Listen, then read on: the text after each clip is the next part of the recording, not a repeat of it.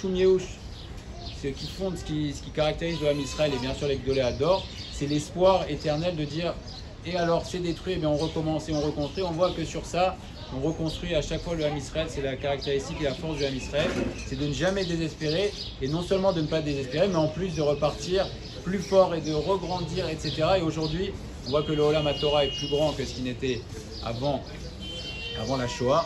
Et c'est un grand pied de nez aussi à nos ennemis qui pensent que ça y est, on a trouvé la solution pour éteindre le peuple d'Hachem et la flamme de la Torah. Non seulement ils ne réussissent pas, mais en plus ça repart plus fort.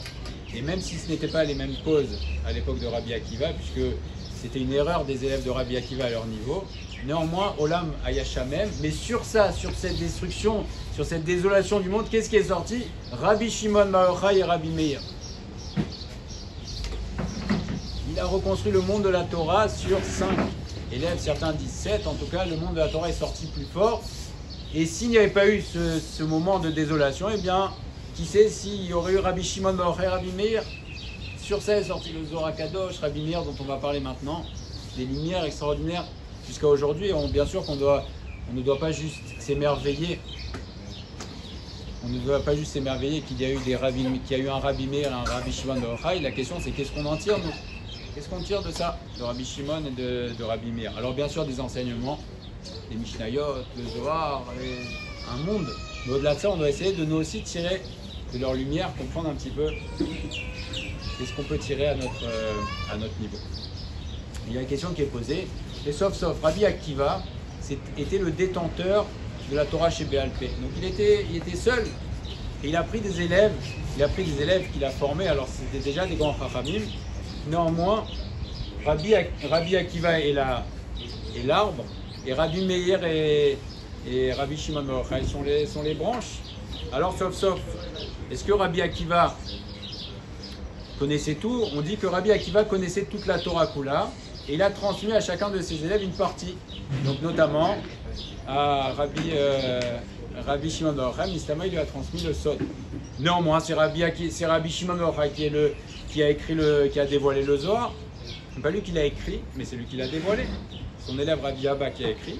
Néanmoins, c'est Rabbi Shimon qui a dévoilé. Alors comment ça fonctionne? Si Rabbi Akiva connaît tout, alors pourquoi c'est Rabbi Shimon qui dévoile le Zohar? Rabbi Akiva, et on aurait dû dire non, c'est Rabbi Akiva. Et pourtant, c'est Rabbi Shimon Bar Yochai qui dévoile le Zohar. Eh bien, on peut comprendre ça à partir de ce fameux Midrash qui rapporte que Moshe Rabbeinu en personne est allé, a vu dans la névoie, a vu un shiur de Rabbi Akiva et il ne comprenait pas. Il allait dans la dernière rangée et il ne comprenait pas ce que disait Rabbi Akiva.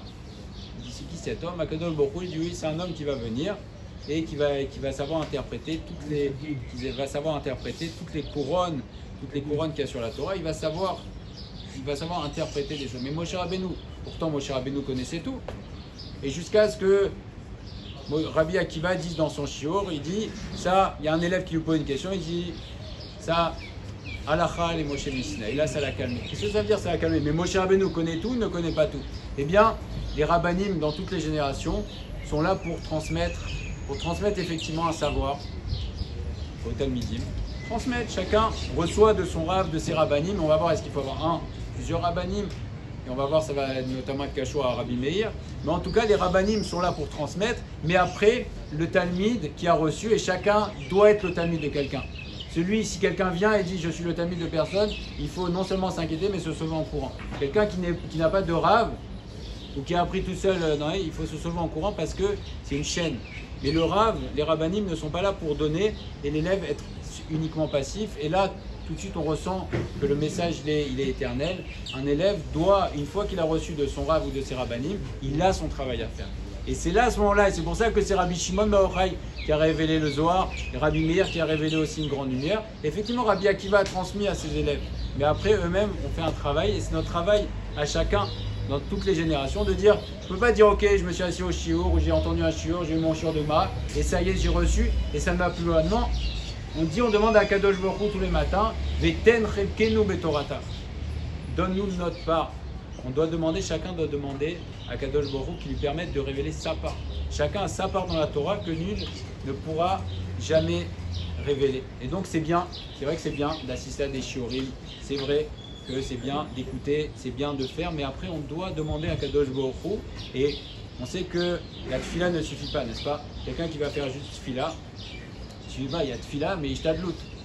Je demande et je fais rien. Non, je demande et je m'efforce, et Akadosh Baruch Hu alors va, du fait de ma tfila et de mon effort, alors Akadosh Baruch Hu va exaucer ma prière et je vais pouvoir révéler Bezrat Hashem ma part dans la Torah, qui est, alors effectivement, Rabbi Shimon bar Yochai, Rabbi Meir, Rabbi Akiva, ils ont des parts gigantesques, et des lumières immenses. Mais Akadosh Baruch Hu crée des hommes particuliers dans des périodes particulières où il y a un besoin particulier. Et notamment, comme on en parlait hier, il y a des moments, le monde était en danger, la Torah était en danger au moment de Rabbi Akiva, puisqu'il y avait les Romains qui faisaient des xérotes très fortes. Et à ce moment-là, Kadosh Baruch Hu donne des personnes immenses pour redonner de l'espoir au Ham Israël.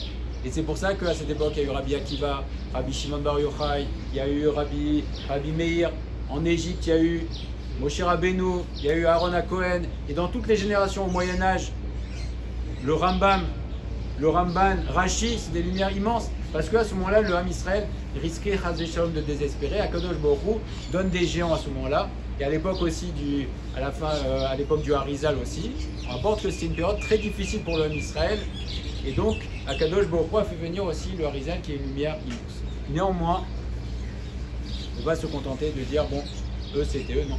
Savoir que c'est notre devoir, chacun, de révéler notre part dans la Torah. Et c'est ce qu'on fait Rabbi Meir et Rabbi Shimon bar Yochai. Ils auraient très bien dû dire, maintenant on a Rabbi Akiva pour nous, on est 5 élèves, c'est un puits de Chorma en Sof, puisque Rabbi Akiva est comparé à Moshe Rabbeinu dans Torah chez Béalpé. Il dit, on va rester passif, on va boire de Rabbi Akiva. Rabbi Akiva, on n'imagine même pas, on n'a même pas d'idée de qui était de la Chorma de Rabbi Akiva. Donc ils auraient très bien pu se dire, on a Rabbi Akiva pour nous, on reste au Shiur, les 5, il va nous remplir. Mais non, ils ne se sont pas du tout contentés de ça. Chaz v'shalom est loin de là. Rabbi Meir et Rabbi Shimon bar Yochai ont révélé des choses que leur Rav n'a pas révélées. Donc à la Chad Kama avec Kama, que nous, on ne peut pas se contenter de dire, j'écoute le shiur, parce que si déjà les élèves de Rabbi Akiva ne se sont pas contentés et ont révélé eux-mêmes, ils ont dit non, on veut révéler notre part et ils l'ont révélé. Alors nous, à combien forte raison. Alors parlons un petit peu de Rabbi Meir Baal Hanes. Baal Hanes, il était Meloumad Benissim, il y avait des Nissim en permanence. Alors pourquoi il s'appelle Rabbi Meir Baal Hanes, Rabbi Meir? Parce que son vrai prénom était Rabbi Nehorai. Il s'appelait Nehorai. Rabbi Nehorai. Pourquoi on l'appelait Rabbi Meir? Parce que il était Meir Ene Chachamim Ba'alacha. Il éclairait les yeux des Chachamim dans l'Alacha. C'est une très grande lumière. Et comme on le rappelait hier, la Halacha n'est pas comme Rabbi Meir. Souvent.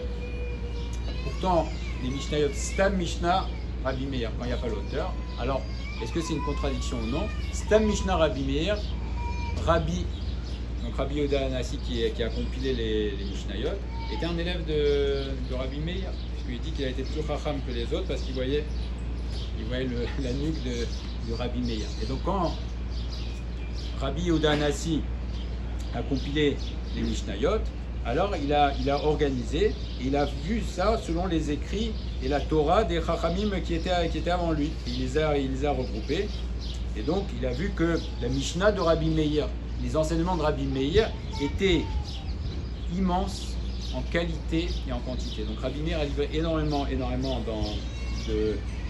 d'enseignements. Et c'est pour ça que Rabbi Yehuda Hanassi a intégré énormément des enseignements de Rabbi Meir dans la Mishnah. Néanmoins, la halakha n'est pas comme Rabbi Meir très souvent, parce que les Chachamim disent que Rabbi Meir était trop Chacham. Chez En Bedoro, chez le Rabbi Meir, Chacham Kamoto. Donc c'était dans la génération le plus Chacham de sa génération. Pourtant, quelle génération? Et on dit En Chacham Kamoto. Donc la halakha aurait dû être comme lui. Le plus grand Chacham, la halakha est comme lui.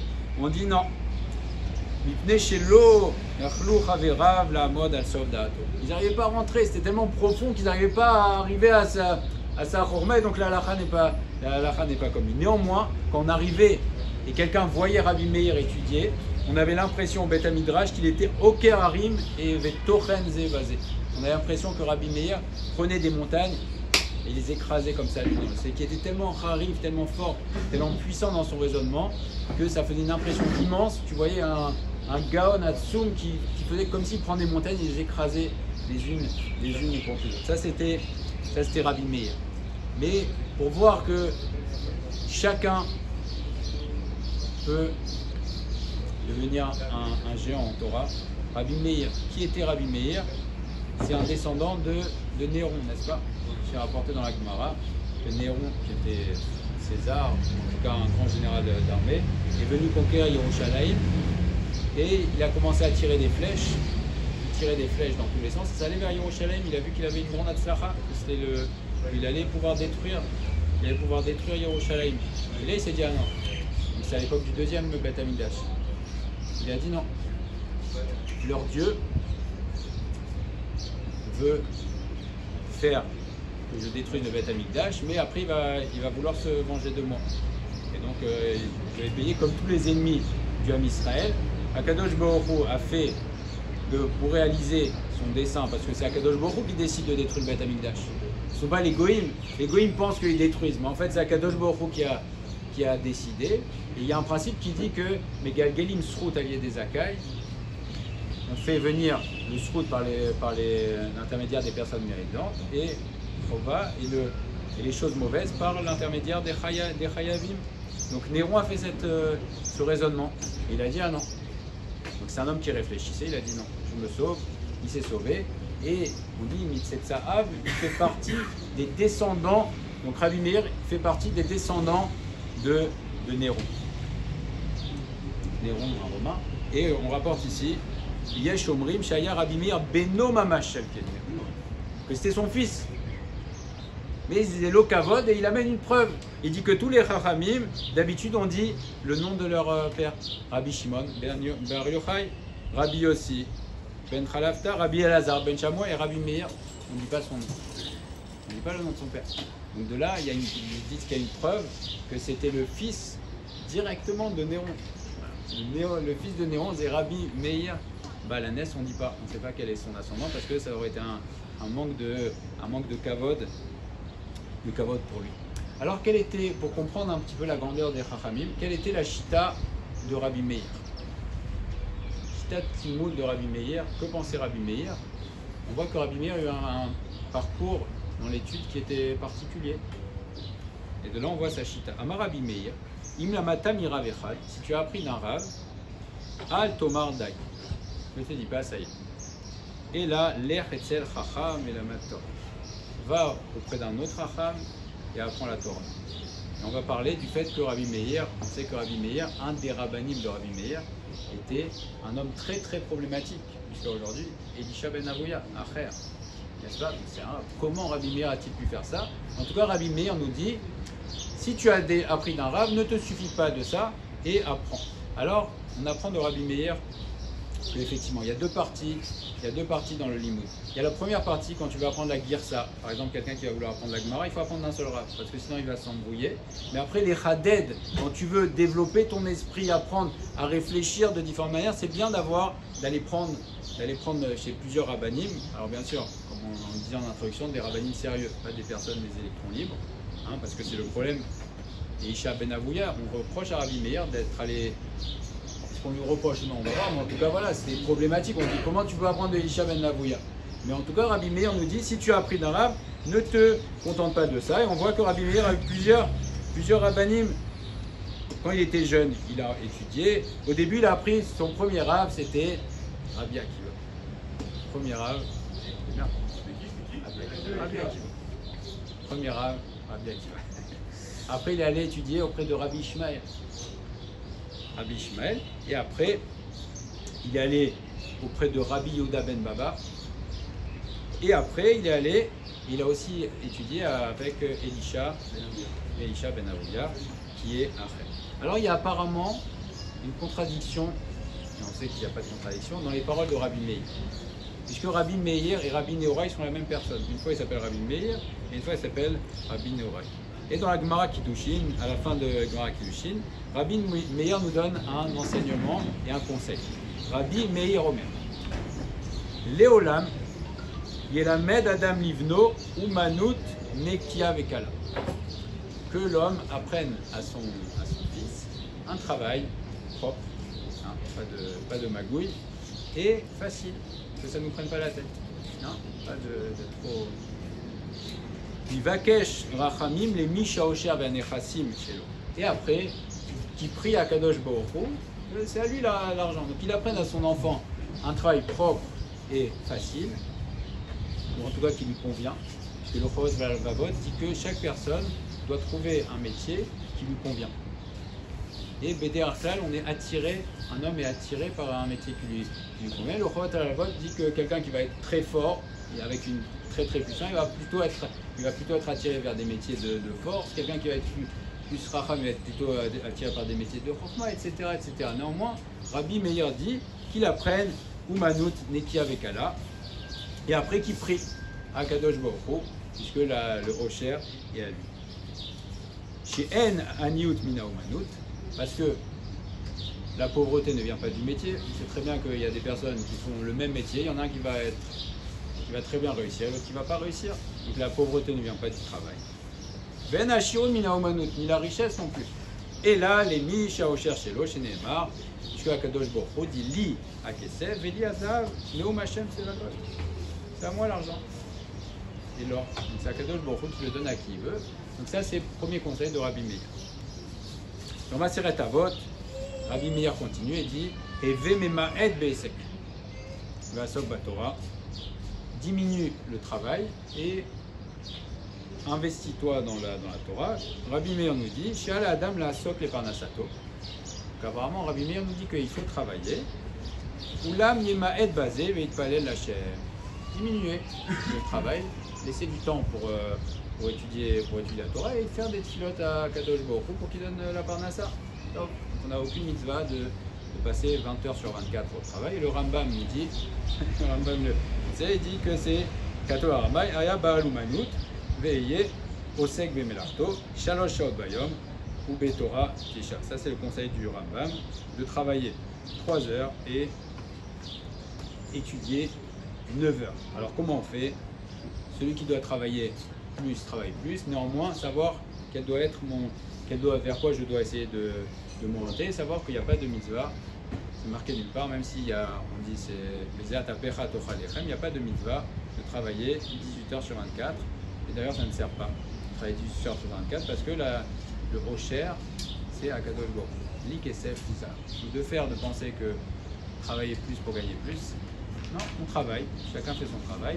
Mais après, s'éreinter, perdre son temps, perdre sa mitzvah, perdre sa Torah, perdre son Shalom Bayit, perdre le Trinour à Yeladim pour le travail, c'est une grande erreur. Et Rabbi Meir nous dit voilà. Donc apparemment, Rabbi Meir, premier conseil de Rabbi Meir, c'est travailler. Alors après, Rabbi Nehorai, qui est Rabbi Meir, nous dit pareil, dans la même Gemara. Il nous dit quoi, Rabbi Meir? Mani achani kol umanut shebaolam. Je délaisse toute activité du monde, ve'eni melamed et béni, et la Torah. Et la seule chose que j'apprends à mon fils, c'est la Torah. Mais c'est Rabbi Meir qui vient de nous dire qu'on doit travailler, même moi, mais on doit travailler. Pourquoi? Il nous conseille de n'apprendre que la Torah. Parce que la Torah vient en aide à l'homme quand il est jeune, et elle lui donne aussi un espoir quand il vieillit. Pourquoi? Parce que dans les commentaires, on nous dit qu'effectivement, quelqu'un qui n'a pas de Torah, quand il est jeune, dans son travail, etc., bon, il va avoir une satisfaction. Mais en général, quelqu'un qui n'a pas de Torah dans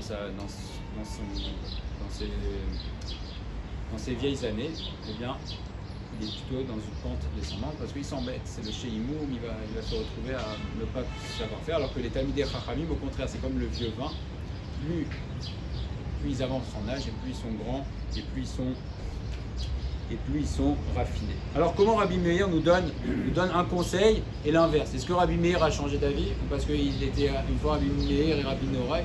C'est le même. Alors comment Rabbi Meir nous explique ces deux chitotes?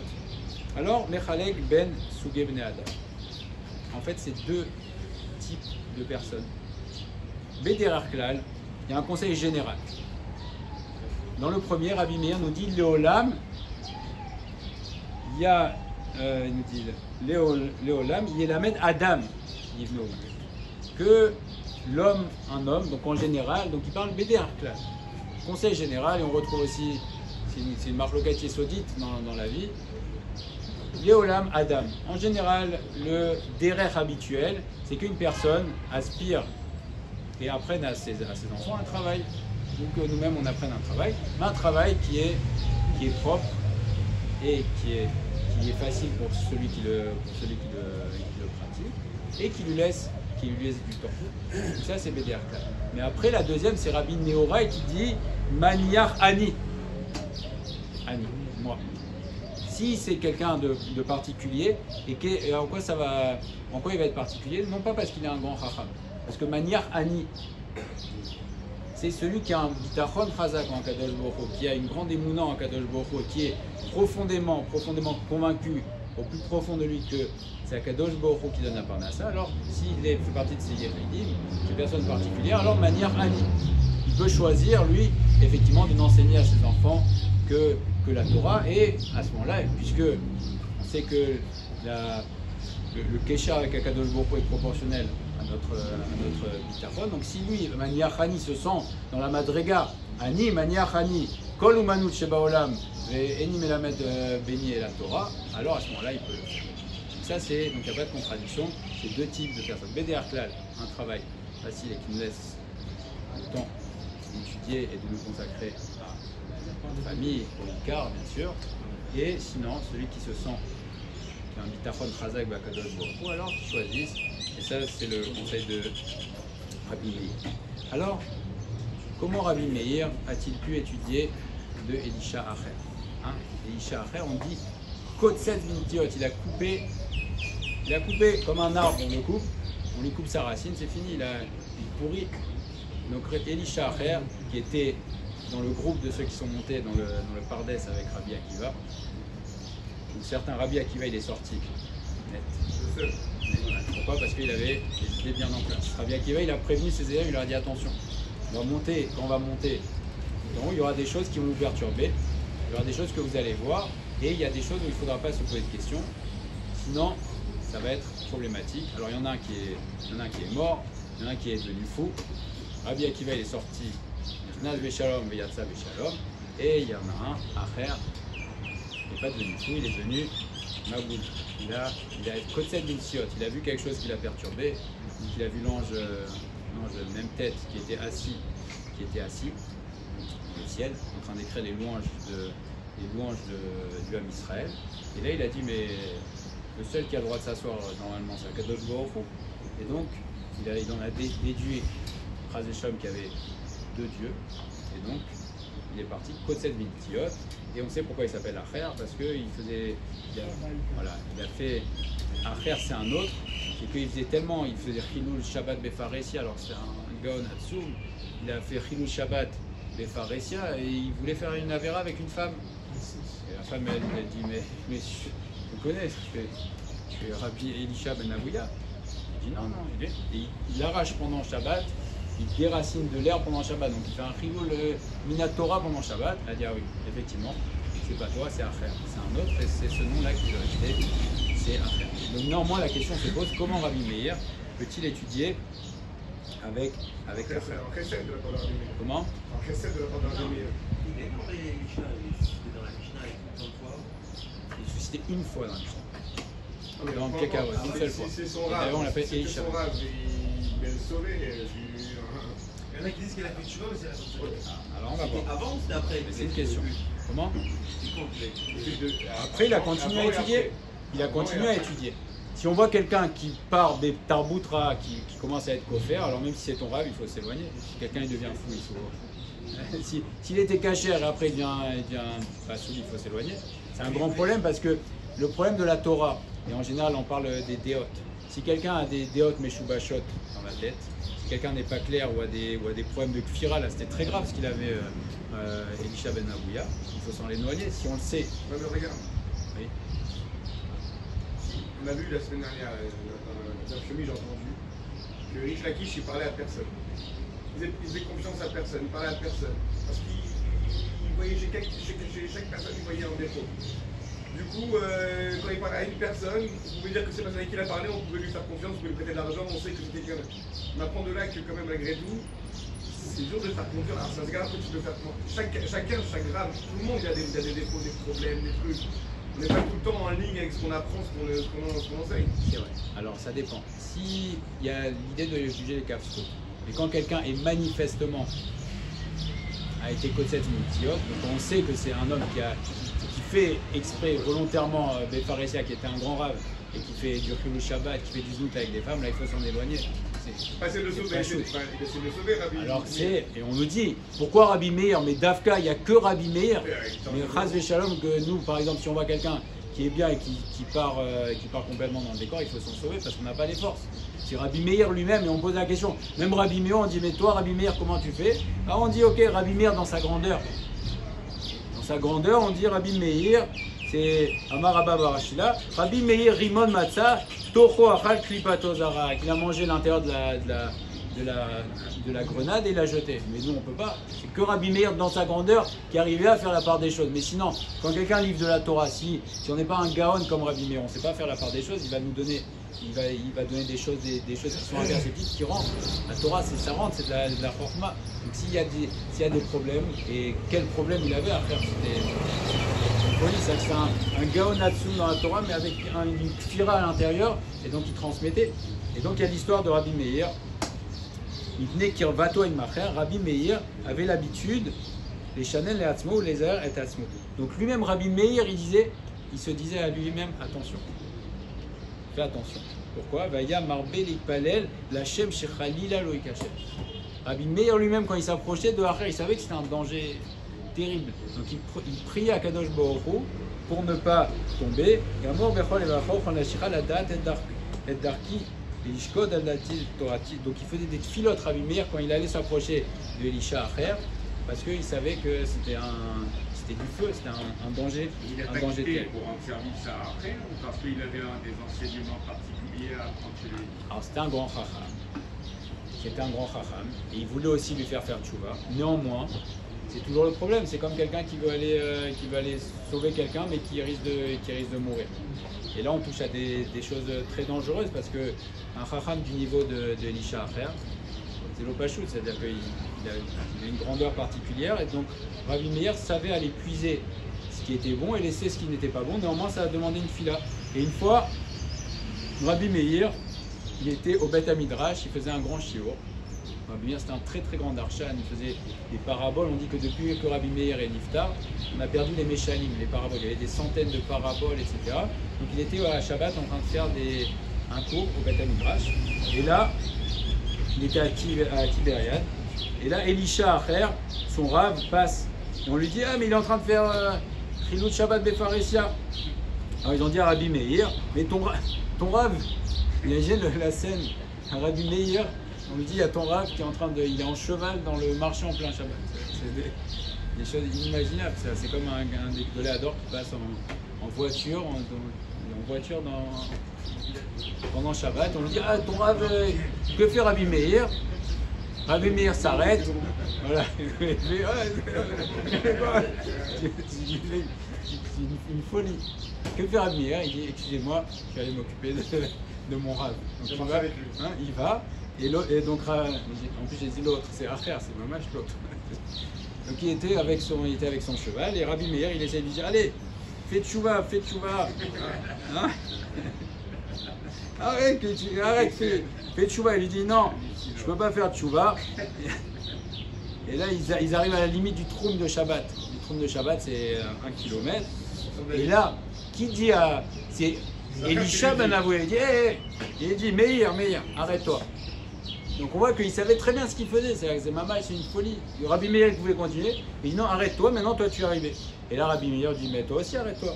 Il dit non, j'ai entendu derrière, mais à Pargot, derrière le rideau, que j'ai entendu Amarti lecha shamati me'achorei Pargot, shuvu banim shovavim, chutz mi Acher. Revenez les banim shovavim, les enfants rebelles, sauf Acher. Alors c'est pas vrai, on sait très bien que vous pouvez faire tchouva. il pouvait faire tchouva après. Simplement que quand il a fait des choses tellement graves, alors à Kadosh Baruch Hu, on a l'impression que parfois Akadosh Baruch Hu repousse volontairement. Chutz mi'acher, il pouvait. S'il avait poussé, il aurait quand même pu faire tchouva. Alors après plusieurs années, Elisha ben Avouya est tombé malade et Rabbi Meir est venu le visiter. Il est venu, il lui a dit Chazorba, fais tchouva jusqu'à la fin, fais tchouva. Il lui a dit mais non, comment tu crois qu'ils vont recevoir ma tchouva? Il était sur le point de mourir, Elisha ben Avouya. Il dit quoi?